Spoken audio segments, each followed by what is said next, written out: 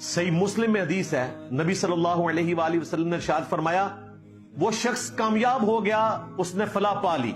ये कमाल की हदीस है। ये मुस्लिम शरीफ की 2 हदीसें संभाल के रखनी है, हर वक्त इनको अपने सामने रखें तो आपका किबला दुरुस्त रहेगा।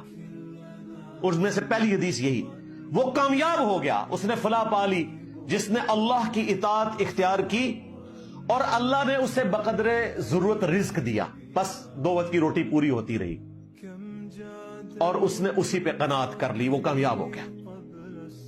और दूसरी हदीस सही मुस्लिम की, इसका कुछ हिस्सा बुखारी में मौजूद है, मुस्लिम में तफसील के साथ है। नबी इस्लाम ने फरमाया